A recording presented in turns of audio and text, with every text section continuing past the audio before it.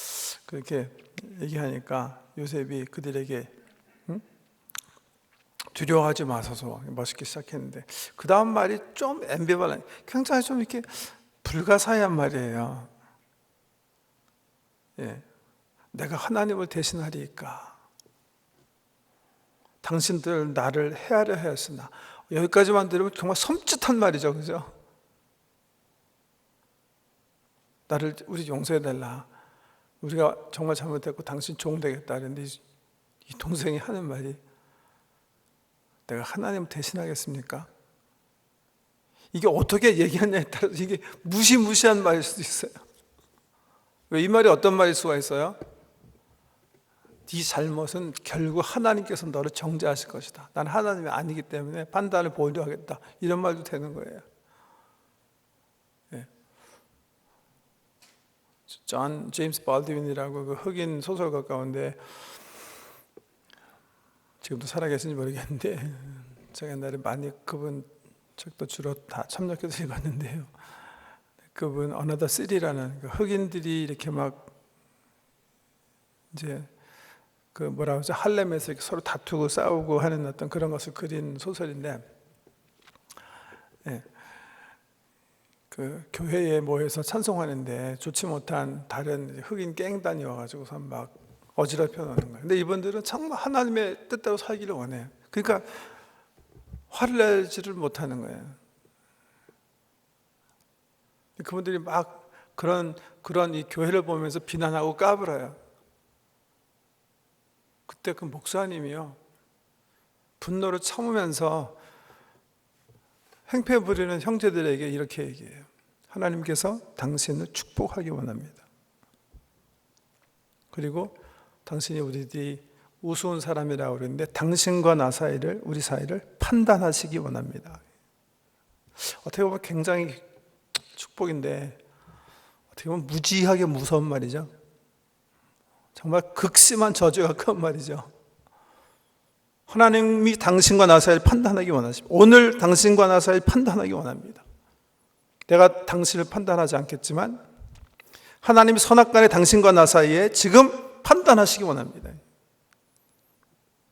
어떻게 보면 무시무시한 기도입니다. 무시무시한 기도. 요셉의 말도 그런 것 같아요. 굉장히 이렇게 보면 뭐가 확실하지 않아요. 근데 다행히 참 감사한 게 요셉의 다음 말이 참 정말 이 창세기를 이렇게 다 이렇게 품에 안는 그런 말이에요. 요셉이 그에게 이르되 두려워하지 마소서, 내가 하나님 대신하니까 당신은 날 헤아려 하였지만. 여기까지는 좀 살벌하거든요.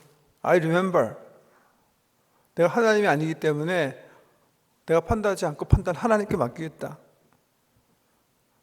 거기까지만 있었으면 정말 막 그냥 형들이 막 정말 두려움 속에서 살 수밖에 없었는데 요셉이 정말 그 율법적 관계에서 이 하나님의 계획과 은혜의 관계를 이렇게 자기 플레인을 이렇게 높이는 고백을 해요. 이게 뭐예요?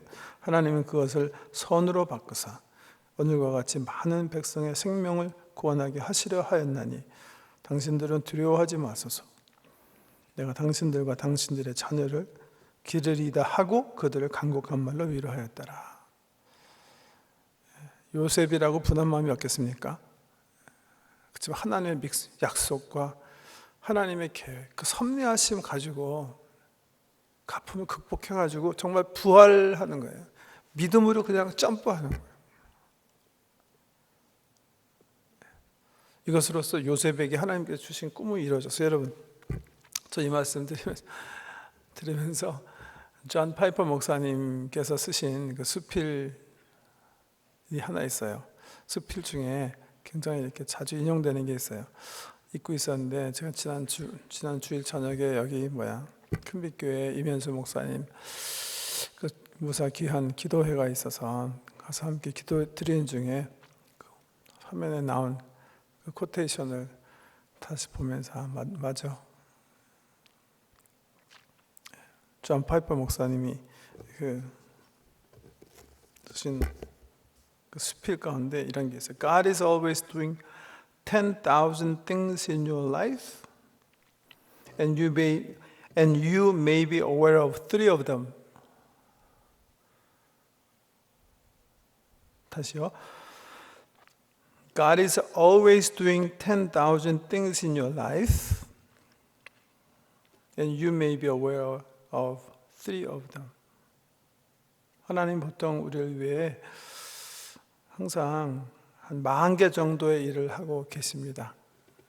우리가 아는 것은 한 3개 정도 되지요 하는 얘기. 요셉의 삶을 생각해 보세요. 하나님께서 요셉을요, 꿈을 주시고 이 총리를 오시기까지 엄청나게 많은 일을 하세요. 창세기에서 말씀하신 내용. 그렇지만 야곱도 모르고 요셉도 모르고 형들도 모르고 아무도 모르는 거예요, 사실은요.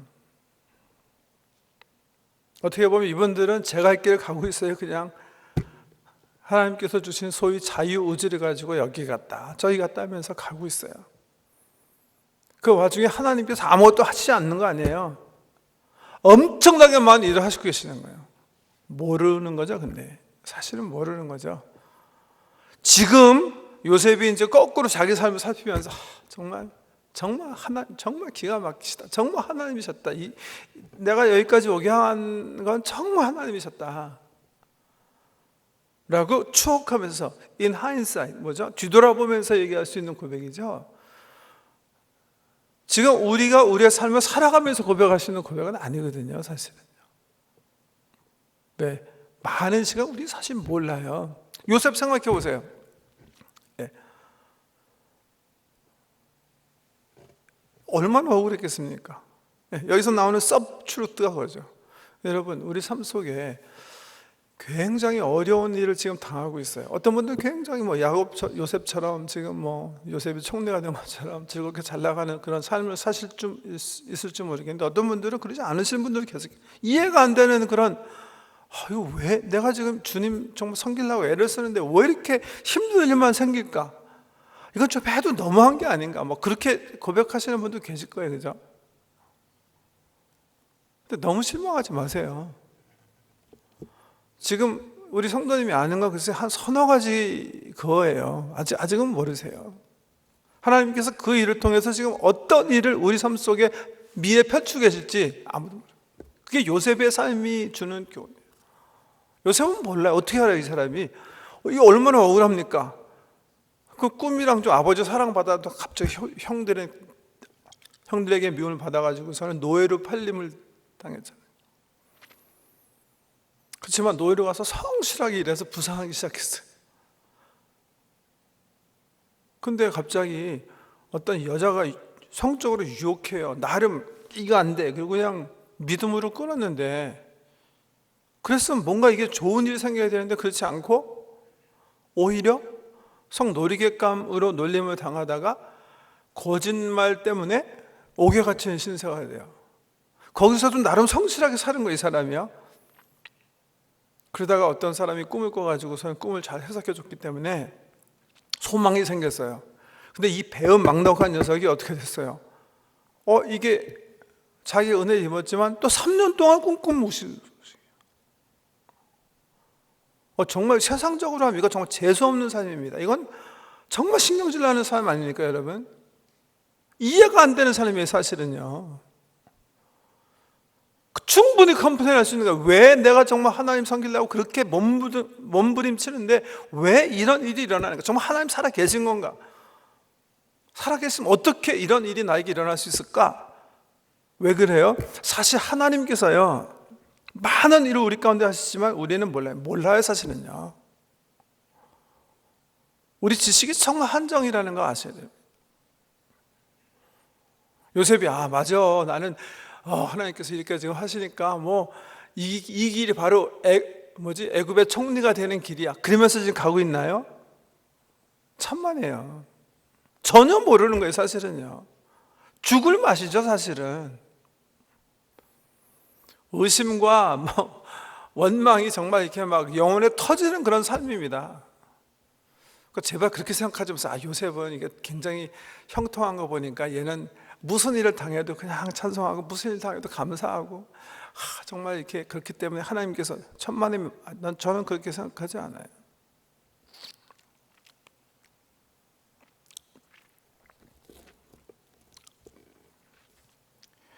요셉처럼 현재 난 나름 막 몸부림치면서 하나님 말씀대로 살려고 하는데 일이 꼬이고 어려운 일이 생기고 관계에 오해받고 손해나고 잘 되던 게 막 무너져 내리고 하더라도 너무나 상심하지 마세요. 하나님은 믿으시기 바랍니다. 하나님은 여러분과 함께 하시면 믿으시기 바랍니다. 우리는 그냥 모를 뿐이에요, 사실은요. 사실 이 메시지는 창세기 전체에서 굉장히 중요한 거예요. 왜? 말씀드렸던 것처럼 이 창세기는 누굴 위해서 사실은 맨 처음에 기록됐어요? 출애굽하는 사람들이에요. 이 사람들이 정말 붙잡고 살아야 되는 하나님이에요.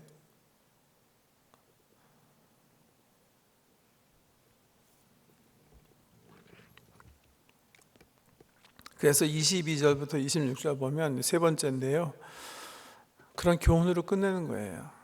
여기 요셉이 죽는 얘기가 이렇게 저렇게 야곱 얘기와 똑같이 나오지 않습니까? 이 이야기가 지향하는 건 하나예요.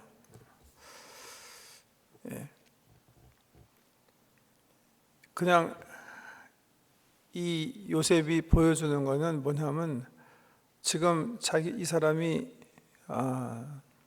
애굽에서 죽잖아요. 애굽은 요셉과 지금 형제들에게는 어떻게 보면 행복의 땅이죠. 잘 사는 땅이에요. 갑자기 가나안 땅에서 잘못 살던 그런 사람들인데 엄청난 권세와 부를 고센 땅에서 지금 누리고 있어요. 이거 행복의 땅일지 모르지만 애굽이, 그렇지만 약속의 땅은 아니에요. 그래서 마지막에 다시 재조명하는 거예요. 뭐로? 하나님의 약속을 바라보는 거로. 어떻게 보면 요셉을 너무나 이렇게 미워하지 않으면 요셉이 정말 믿음의 조상처럼 성숙해진 건 이 마지막 부분이라고 할 수 있어요. 요셉은 사실 이 부분 전에는 세상적으로 성공했을지는 모르지만요, 하나님의 약속에 대한 언급이었어요, 이 사람은. 아브라함과 이삭과 야곱에게 전달되어진 그 약속에 대한 헌신은 별로 없어요. 근데 마지막 부분에 와서는 아버지의 그 기도 때문에 그런지 모르겠는데 갑자기 이 조상들이 준 그 약속의 땅, 조상들이 하나님께로 받았던 그 약속을 다시 이렇게 조망하는 거예요. 약속을 바라보는 거예요. 내가 여기서 묻히지만 약속해달라. 나를, 우리 민족이 애굽을 떠날 때 꼭 약속의 땅으로 가서 묻게 해달라. 그 약조를 받으면서 그 죽는 그런 모습이.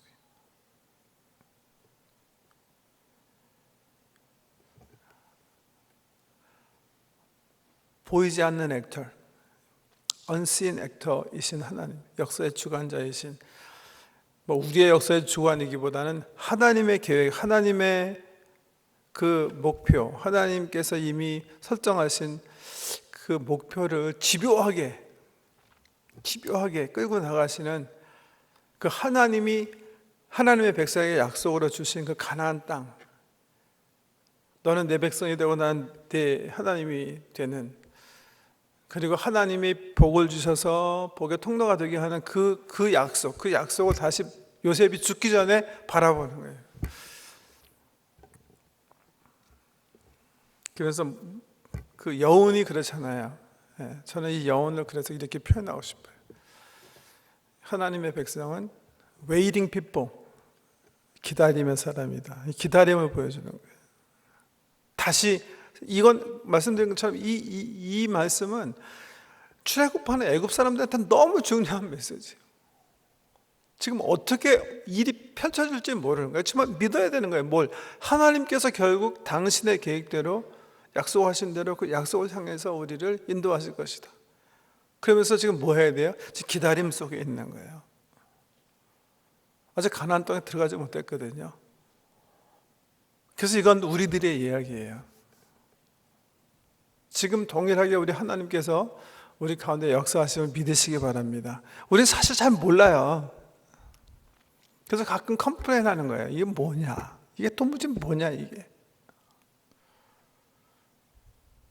그렇지만 결국 하나님께서 모든 것이 합력해서 선 이루게 하실 줄 믿으시기 바랍니다. 저는 몇 주 전에 말씀드린 것처럼 창세기를 이렇게 창세기에 펼쳐진 50장의 이야기 있잖아요. 이 이야기를 신학의 성경 말씀 하나로 묶어라 그러면 그 로마서 8장 말씀이에요.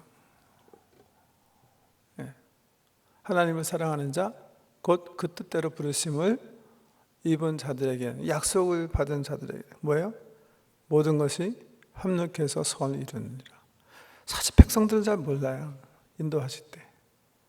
저 결국 하나님의 계획이 있기 때문에 우리는 말씀드린 것처럼 일로 갔다 저로 갔다 어떨 때 하나님 이해해서 하나님 쪽을 선택했다 저쪽 갔다 하지만 갈짓자 걸어가지만 하나님은 정말 전능자시고 우리와 함께 하시기 때문에 우리를 버리지 아니하시고 집요하게 당신의 역사를 우리에게 이끌어내신다는 거예요. 우리는 그거에 대한 웨이팅 피퍼. 지금 하나님께서 만세 전에 우리를 하나님 백성으로 삼으시고 성령으로 하나님 백성 인쳐주시고 약속의 가나안 땅 기업을 얻게 하기 위해서 지금 우리 가운데 열심히 뭔가 하시고 계세요. 우리는 모르지만 그러나 그 약속과 기업은 기다리는 우리 모두에게 나타날 줄 믿으시기 바랍니다. 그게 성경의 이야기입니다. 우리들의 이야기고 그게 창세기의 이야기라고 생각합니다. 웨이팅 피플, 하나님이 펼치시는 구원의 역사를 기다리는 사람들, 소망 가운데 함께 그 약속이 펼쳐지는 모습을 꼭 보게 되기를 주의 이름으로 축복합니다.